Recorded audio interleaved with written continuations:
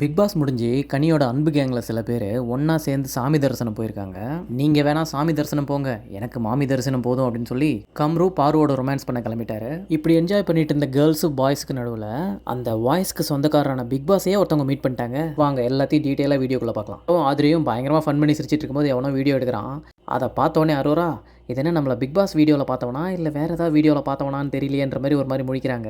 அதுக்கப்புறம் அவங்க தான் தைரியமான ஆளாச்சே, எவனா இருந்தாலும் பார்த்துக்கலான்னு சொல்லிட்டு அப்படி திரும்பிட்டாங்க. ஆனால் பிக் பாஸ்லேருந்து வெளியே வந்த எல்லாரும் இப்படி சிம்பிளான ஒரு அட்டையரில் அழகாக அப்படி கோயிலில் பார்க்கும்போது பார்க்க சூப்பராக இருக்குல்ல. அடடா திவ்யாவை பார்த்தீங்களா, அவங்க அதுக்கு மேலே 1000 மாடர்ன் ட்ரெஸ் வந்தாலும் சிம்பிளாக நம்ம பொண்ணுங்களை அப்படி கோயிலில் சுடிதாரில் பார்க்குறது எவ்வளோ அழகில்ல.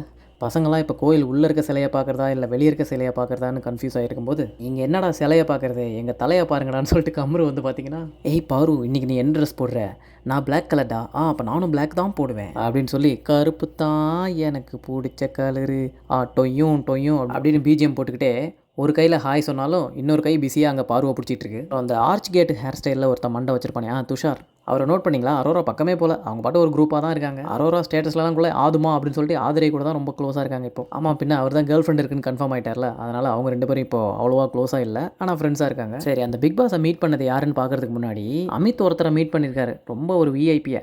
அது என்ன கதைன்னு பார்த்துருவோமா? பிக் பாஸ் விட்டு வெளியே வந்த உடனே நான் நேராக வினோத் வீட்டுக்கு தான் போனேன். என் கையில் ஃபோன் இல்லாததால் அவங்க வீட்டு பசங்களுக்கு எதுவுமே வாங்க முடியாமல் போச்சு.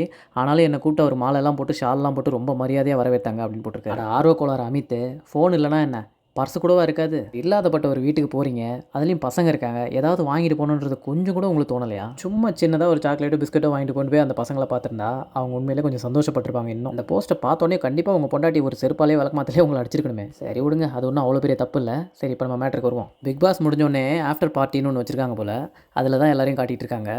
திவ்யா எல்லாரும் இருக்காங்க ஒன்றா. அப்போ தான் வந்து அமித்தும் வினோத்தும் ஒன்றா சேர்ந்து வீட்டுக்கு போயிருக்காங்க. ஓ ஹாய் திவ்யா, கங்க்ராட்ஸ். சாரிங்க, உங்கள்கிட்ட பேசியிருக்கும்போது திடீர்னு திவ்யா எனக்கு ஹாய் சொன்னாங்களா, அதான் கொஞ்சம் டைவர்ட் ஆகிட்டேன். இப்போ நீங்கள் பிரஜன் சாண்ட்ரா எல்லாரையும் பார்க்கலாம். ஆனால் ஒன்றே ஒன்று நோட் பண்ணிங்கன்னா, வினோத் கூட பாரு வந்து பேசவே இல்லை, பாரு கூட வினோத்தும் பேசவே இல்லை. அதனால தான் பார்த்தீங்கன்னா கம்ரு கூட பாரு இருக்கும்போதெல்லாம் வினோத் பக்கத்தில் இருக்கவே மாட்டார். பின்ன நீ சிங்கிளாக கூட இரு, ஆனால் அவள் கூட மிங்கிளான உன் லைஃபே ஜங்கிள் மாதிரி ஆகிடும்னு சொல்லி ஒரு அங்கிள் மாதிரி அட்வைஸ் சொன்னார். ஆனால் யார் கேட்டாங்க? அதான் வெளியே வந்துட்டோமே, அப்படி வா பக்கத்தில் வா, அப்படி கையெடுத்து தோல் மேலே போட. ஏன் தயங்குறீங்க கம்ரு?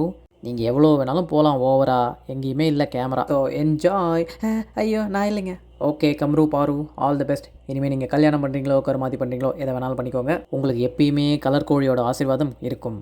அவங்கள்ட்ட போய் அதுக்குன்னு எப்படி அத்தான்னு மட்டும் கேட்டுறாதீங்க. திடீர்னு அவங்க பாட்டுக்கு துணிவே சக்தி, எனிவே பக்தி, மெனிவே முக்தின்னு ஏதாவது பாட்டு பாட ஆரம்பிச்சிருவாங்க. இப்போ பார்த்ததெல்லாம் என்னங்க மேட்ரு? இங்கே பாருங்கள், நம்ம பிக் பாஸே ஒருத்தவங்க பிடிச்சி செல்ஃபி எடுத்துட்டாங்க. இது யாருன்னு கண்டுபிடிங்க பார்ப்போம். அடையாளமே தெரிலல்ல, நம்ம ஆடலும் பாடலும் ரம்யா தான் இதுவான். தெரியாதவங்களுக்கு சொல்கிறேன், பின்னாடி நிற்கிறவர் தான் சாஷோ, பிக் பாய்ஸ் வாய்ஸுக்கு சொந்தக்காரர் இவர் தான். அவ்வளோதான் ஃப்ரெண்ட்ஸ், வீடியோக்கு ஒரு லைக் அண்ட் ஹைப் பண்ணிடுங்க. தேங்க்யூ. இதுக்கப்புறம் பிக் பாஸ் எல்லாம் கொஞ்சம் தள்ளி வச்சுட்டு நாளைக்கு சூப்பர் வீடியோ ஒன்றில் சந்திக்கிறேன். அது வரைக்கும் உங்களிடம் விடைபெறுவது CWC.